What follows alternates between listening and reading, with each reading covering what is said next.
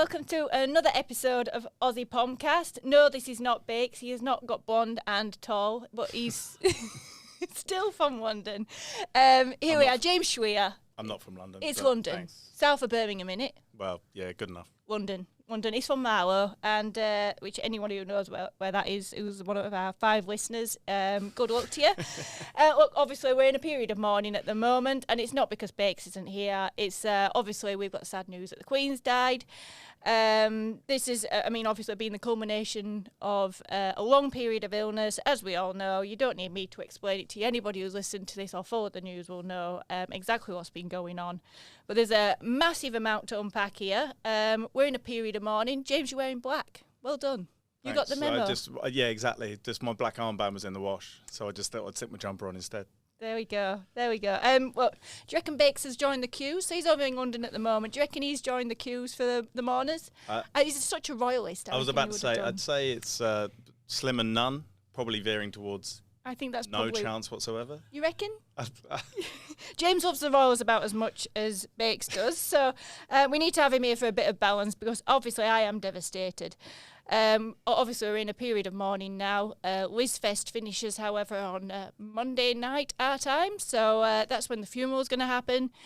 As you know, massive amounts been going on this week, so we've got Kate and Wills looking at flowers last night. We had Sophie and Princess Anne looking at flowers as well and looking at all the tributes, lighting candles. And Charles has finally got a chance to mourn. King Charles. Yeah, well, I kind of feel a bit sorry for him. Not just because his mother's died. I just mean that, obviously everything he's done's been poured over by everybody. There's all the stuff with the pen, him getting angry because a pen didn't work. I think I got more angry than that pen that didn't work at my desk. That was my favourite moment of this week, him getting so angry over that pen. It was absolutely fantastic. I don't know if we were able to show it here. Oh God, I hate this. Oh look, it's going everywhere. So nobody got it. Can't bear this bloody thing. What we do, everyone's stinking. It's brilliant. He's just Prince Philip again, isn't he? Yeah, to an extent. He doesn't seem quite as, irascible as his dad. But, he's still got years to go, so give him a chance. I want to see more of this. I want my royals to be proper divas, right? I'm not all right with celebrities being like that, but I am all right with royals, right? I want to see off with the head. I want to see my proper tantrums when things don't go right. I want to see them treat their servants as servants. We want the proper royal treatment here. I think we've been missing this because the Queen's been very subdued, and I want Charles to be an absolute diva now because, he's not going to be king for as long as she were Queen. Not till he lives till like 100. Unless he lives to 140. Yeah, I'd say it's unlikely. You reckon? That's quite a prediction, James. I don't think he's going to be much of a diva, really. He seems, as much as a royal can be, he seems like a fairly sort of level-headed sort of a person. He just seems a bit more eccentric than egocentric. Well, he talks to plants. That's one thing. Exactly. Yeah, things that we know about him. He likes talking to his plants. He's very environmentally aware, which I think would be great in this day and age. He's got a bad temper on him. We've seen that already. Fair enough. He's grieving at the moment. And we know that, he's got that history with Diana as well, which is, he's got bit of I reckon. Yeah, just a little bit. How do you think Camilla's going to cope with being Queen Consort? I think it's been quite well received so far, actually. Yeah, I think people seem to like them together. So obviously all the stuff with Diana's all still very controversial and very, hurtful to a lot of people, the way it all played out and with the third person in the marriage and all that sort of stuff.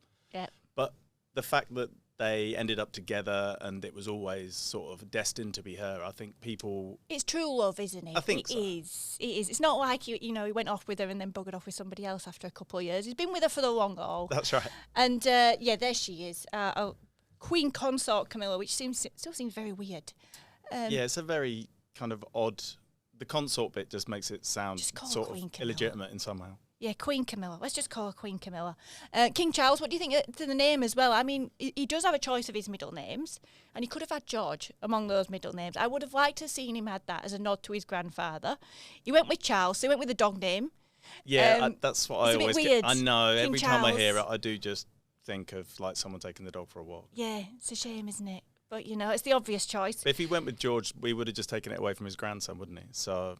But maybe he could go with one of his middle names. I think, you know what, I think Royal should just chuck some, like, really random, like, name in there. You know, like an apple or something like that. Whack that in the middle, and King then we Apple. could... King Apple. So they can pick it, just for a laugh, you know, just so it could be funny. Anyway, well, I think he'll be fantastic. I think he's handled himself very well over the past week. I mean, yeah, he's had the odd tantrum, but that can be understood in the circumstances. And yeah, I mean, he's had to do all his mourning essentially in public and it's not just in the UK, it's to the entire world, isn't it? So, you know, you can't really imagine the pressures and everything that he's under, to be honest. Oh, no, it's brutal. It's brutal. And massive queues as well to see the Queen lying in state. Yeah, I mean, if there's anything more British than the royal family, it's queuing orderly. Queuing. So, you know, I think people might be more gutted that the queues are going to be finished than the celebrations of the Queen, to be honest. Yeah, devastating. I've heard as well reports of people being told that they can't take Werther's originals into there, and they've had them confiscated by security staff. Can't take them into where? Into Westminster Abbey? Yeah, you can't take your Werther's originals in. Security risk. What? Because they're sweeping people, you know, obviously. Because you can't go in like with just anything, you know. You don't want some psychopath. What's the security risk of a Werther's original? I don't know. Maybe the Queen's got a lot of Werther's originals brought to her. Old people like Werther's originals. Exactly, and there'd be a lot of old people in that queue. They would. So, I mean, imagine they're gutted. Yeah, devastated. Anyway, along the other weird stories to come out as well is the public holiday and the absolute shit show that's gone down as part of that. So we get Thursday off over here. Anyone watching or listening from the UK, it's unlikely, but with Thursday. We get Thursday because we have to wait for our Prime Minister to get back from his holidays. Not holiday, it's a funeral visit. Yeah, it's all but, you know, protocol, isn't it? He's known for buggering off on aeroplanes all the time. We've got to wait for him to get back before we're allowed a public holiday.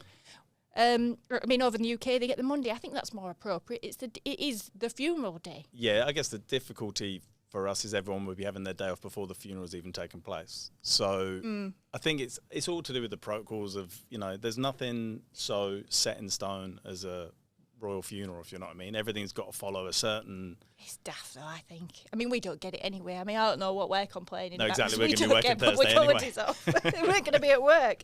But one thing that's really upset people in the UK is Centre Parks initially announced that they were going to close and that everybody who had checked in on the Sunday night for Monday will be told to bugger off because it's our public holiday on the Monday, so we're closing. Which you can imagine throwing everybody's holiday plans into disarray. Yeah, I mean, there's been a lot of that stuff in the UK as well. I think like companies want to be seen to be doing something, and some of them are ridiculous. Like I was reading a story today. There was a sort of Morrison's, you know, the supermarket, apparently turned off the beeps on its that would be so tills. Confusing. Can you imagine self-checkout? Yeah. Going through. Did it scan? Oh, I don't know. Yeah, exactly. Now I've just bought 20 apple pies. Yeah, that's right. That would drive you absolutely But it's crazy. silly things like that, you know. Like, she won't care. Well, no. Oh, turn the beeps off. She loves an apple pie from Morrison. Yeah, I bet she does. But yeah, I honestly, I think she'd be absolutely outraged by some of these decisions. Yeah, it's just people want to be, I guess, or companies more than anything, want to be seen to be doing something, but then there's just no need.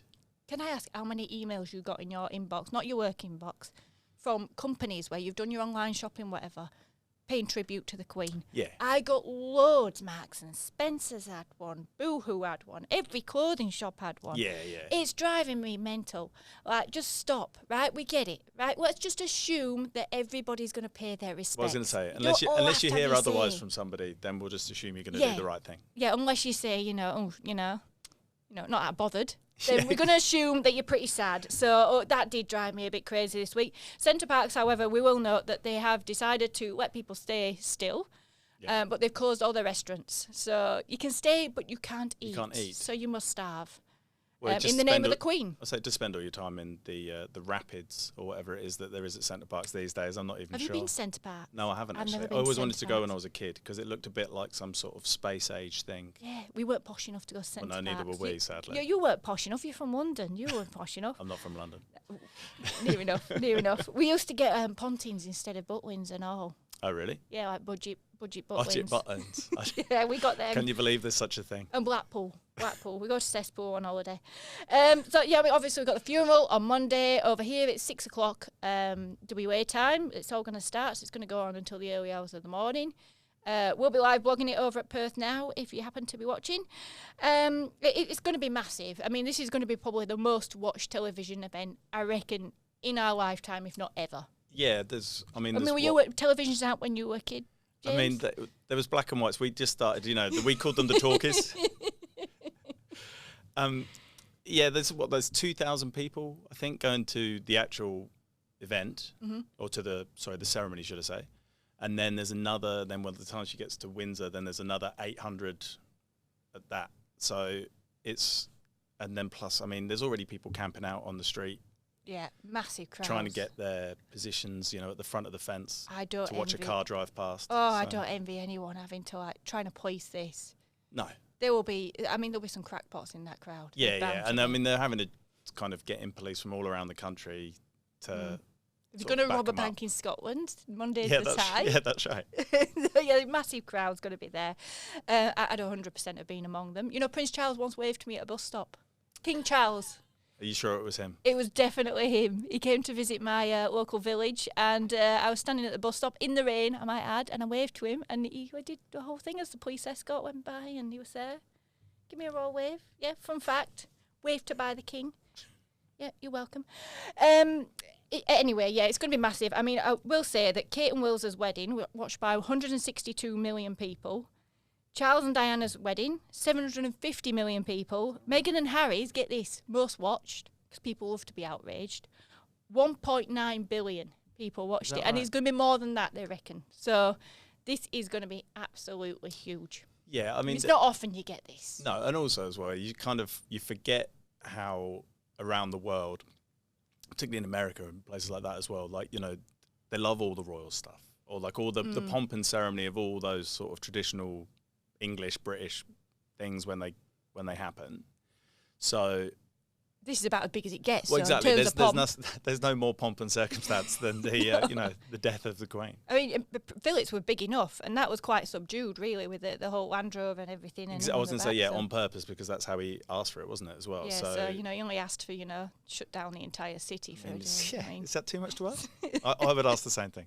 It's going to be good, though. I mean, good. I mean, as far as funerals go, she's going to have her own. This is one thing I found really interesting. She's got a piper that plays to her every single morning, wherever she is. So if she's at Holyrood House, if she's at Balmoral, if she's at home in Buckingham Palace, a guy on bagpipes will play every single morning for 15 minutes below her balcony. I did not know this. Yeah, well, I think it's the same piper that when the casket left Balmoral, he played just before the whole ceremony started, before the drive down to Edinburgh as well. So it's the same guy. So they got one piper, and she has one one every time. There's just one person that does it. I'm sure he's got a stand-in. If he gets COVID or gets sick, I'm sure there's somebody else. But there is one, and this person, these people have their job for decades sometimes, and they do that every single day. That's their job, full-time job. Well, 15 minutes. I was about to say. Pretty good gig, full time? It's not really, is it? 15 minutes. One of them actually had a good anecdote. This is not a most recent piper, but he told us how once he proved he was a true Scotsman because his kilt blew up during a gust of wind right in front of the Queen. And she made a comment about how it must have been cold to him. So she got a very good sense of humour, and it's going to be quite a nice end to it. That's going to be the last thing I think that we probably see before she goes into St George's Chapel and has a private ceremony there. Yes. But I think the last thing we'll see is a piper there, so it's going to be quite emotional. And she's going to get lowered into the royal vault to be with Prince Philip, and then they're going to be buried together. He's been hanging on. They're going to take them both together. So they haven't buried him yet. He's been sitting in the vault. Oh, is that right? I didn't realise that. So they have him in the vault, and then they go together. Yeah, right. So, could have been sitting there a while. Yeah. So anyway, moving on. We've got to talk about Harry's military uniform as well. This has been a massive issue this week.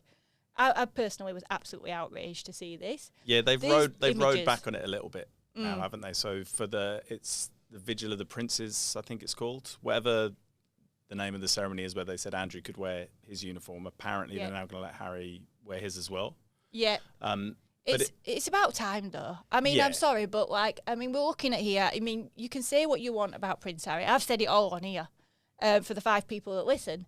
But Harry has done his service. He's been to Afghanistan twice. He's served on the front line. Well, not many of these people have. Yeah, the only other one is Andrew, but we won't mention it. I was going to say, like, it seems strange that the only two who've actually done sort of active service in a war zone are the two that can't wear it. Obviously, Andrew, there's very much extenuating circumstances. Yes. I mean, he was stripped of his royal duties. It's different. Yes. Harry just decided to move countries and just take a step back. And he pissed us all off, don't get me wrong, right? I think it was the wrong decision. I think he's abandoned us. I feel that sense of betrayal. But he still deserves to wear his military colours, in my opinion, and it's the right decision for him to backflip. I can't believe they allowed this to happen. Also, it just seems completely excessive to strip him of being able to do that.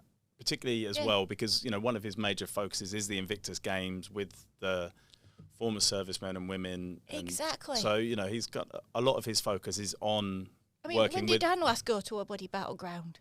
Really? Probably never. And she's there, she's allowed to salute, she's allowed to wear military colours. And then you've got these two having to bow. I mean, Harry, that's such a sad sight. And I think a lot of people will look at these images as well, and it reminded me of Diana 25 years ago, and seeing that picture of William and Harry together, I think the hearts of everybody were with the poor kids and poor Harry as well. I don't like him now. I mean, I will say he does my head in, right, with all his whinging and moaning, but I were really sad at that funeral. And now seeing this again, and he's grieving his grandma, and he's not allowed to do as simple as, salute, is so upsetting. I think they have made the right call, but I didn't think they made the right call initially, and I think it's an absolute outrage. I mean, it seems like they've caved into pressure a little bit with it by making. But what I mean is, by making it. Well, exactly, it's all down to you now. I didn't want to say anything, but if they just made the decision to start with and said, right, well, you can't wear it here, but we'll allow it at this particular point, it would have all been fine in the first place. So it just seems a bit short-sighted. I think Harry's saving all this as ammo for his book. Well, that's supposed to be out in the next couple of months, isn't it? And then when that does come out, I think we're going to unpack all of this. And you know what? The Royals have not helped themselves because they've given him a free kick right there. Him and Meghan will be absolutely loving this right now. What did you make of her theatrics over the past few days? I think everyone reads far too much into what she does. That's what we do. But everyone just assumes that she's acting because she's an actress. So I've got no problem with Harry or Meghan. If they wanted to go and make a life for themselves in the US, then more power to them. I think the bleating and moaning about not having certain things. James, bring Bakes back. I'm sorry, I'm not having this. It's an absolute outrage that they buggered off on us. Oh, it's entirely up to them. He's not going to be king. He was never going to be king or anything like that. No, so this is true. Although I will say, credit to Meghan, and I don't often give credit to Meghan. She did do a very deep curtsy in front of the Queen's coffin, and she did ringing praise there. No. Yeah, well, there we go. Did a good curtsy as well. There we go. That's one for the yes list. And I will say as well, she did seem to appear very respectful, greeting the mourners. It was nice to see the four of them together. We don't know. I mean, there's speculation that could have been an order from King Charles, that it could have been Prince William who reached out on Olive Branch. There's talk as well that it was a last-minute decision and that they were very much told on the fly that they could be involved with Harry and Meghan. I don't know what's gone on there. Well, I'm so sure we'll find out in Harry's book. However, that's a free plug for you, Harry. You're welcome. Meghan, I think, carried herself quite well. Yeah, I mean, it's difficult to read too much into all of it, obviously, because, people saying, it's a frosty reception or whatever, like they're at a funeral mourning like his grandmother. So it'd be bad if they gave each other a hug and a kiss. I was about to say, if they were all smiling and just, holding hands, all four of them walking along in like a daisy chain. So, like I said, a very lot to unpack and sure, a lot more to come. Very sad, though, that we've got to end Aussie Pomcast on this note, but thanks for filling in for Bakes. You're My about pleasure. as cynical, so I'm sure... Thanks. Fantastic. Also from London. Thanks very much, guys. If you're still listening, thanks very much for your company, and we'll see you next time.